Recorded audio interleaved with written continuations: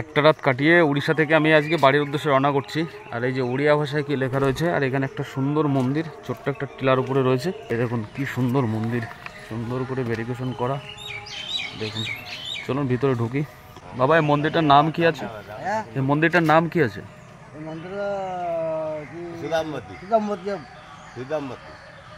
सुदामती। कौन सा भगवान है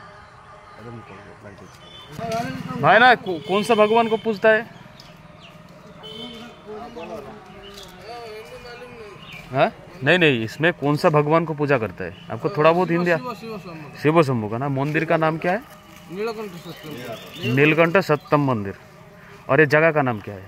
जगह का नाम गुड़िया उत्तरपुर। ये जगत सिंहपुर का अंदर ही आता है ना? ना कटक का अंदर आता है। अच्छा, जगत सिंहपुर तो उस साइड में हो गया। ओके ओके, ठीक है। तो এটা হচ্ছে শিব মন্দির। নীলকণ্ঠ क्या बोला? নীলকণ্ঠ। তো বাবা ভোলেনাথের এটা হচ্ছে মন্দির। খুব সুন্দর, খুব সুন্দর, দেখলেই বুঝতে পারবেন অ্যাকচুয়ালি। এই দেখুন কি সুন্দর কারুকার্য করা, দুই পাশে দুটো নিত্যম মূর্তি। আর মেন মন্দির কোনটা? মেন মন্দির এইটা? আচ্ছা আচ্ছা, ঠিক।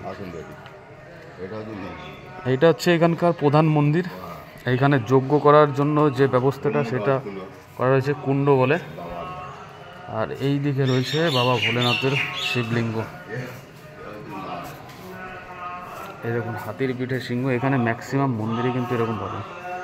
এখানে পাঠ চলছে, একটু সাইলেন্ট থাকতে হবে। আরও বেশ কয়েকটি মন্দির রয়েছে। এখানে একটা তুলসী মন্দির রয়েছে, এখানে একটা মন্দির রয়েছে মেবি সত্যনারায়ণ মন্দির, ওইদিকে একটা মন্দির, অনেক মন্দির রয়েছে। আর এই মন্দিরের জাস্ট নকশাগুলো দেখুন, অসম্ভব সুন্দর সুন্দর এখানকার কিন্তু নকশা। আর যেরকমটা আগে বলেছি যে উড়িষ্যার ম্যাক্সিমাম মন্দিরে কিন্তু পুরীর প্যাটার্নে তৈরি। দেখুন সব পুরীর প্যাটার্নে তৈরি। এরকম পুরো বৈশাখ মাস ভরে কিন্তু এরকম এই ঝরা পাতা থাকে প্রতিটা তুলসী গাছে। এরকম এগুলো সব পাথরের তৈরি, এগুলো সব হচ্ছে পাথরের তৈরি, কিন্তু একদম পাথর খোদাই করে করে এভাবে তৈরি করা। এই দেখুন সব কিন্তু পাথরের।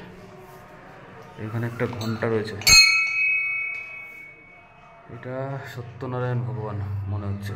এটা হচ্ছে প্রসাদ কক্ষ, মানে ভোগ রান্না করার পরে এখানে খাওয়ার জন্যে। কতগুলি বকুল গাছ রয়েছে। এইটা হচ্ছে হনুমান মন্দির। সব কিন্তু পাথরের, ম্যাক্সিমাম কিন্তু পাথরের। দেখুন এটা হনুমান মন্দির। বিশাল বিশাল এরিয়া জুড়ে, বিশাল এরিয়া জুড়ে, বড় সড়ো এরিয়া জুড়ে কিন্তু এই মন্দিরটা রয়েছে। এই যে দুটো সিংহ, এ দুটো পাথরের। এই যে গণপতি বাপ্পা মরিয়া, একটু ঘন্টাটা বাজিয়ে দিই। শ্বেত পাথরের গণপতি বাপ্পা। আর সিংহাসনটাও কিন্তু শ্বেত পাথরের।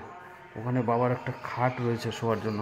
এইখানে এই যে ইঁদুর বাবাজি, এটা লাড্ডু নিয়ে বসে আছো। এখানে একটা কোনো অনুষ্ঠান করার জন্য একটা বেদি টাইপের করা রয়েছে।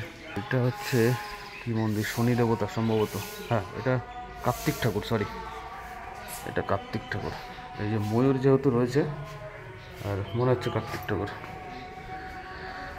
এই মন্দিরটা দেখুন, শুধু সাদা কালারের রং চং করা নেই, খুব সুন্দর লাগছে। এটা সন্তোষী মা মূর্তি।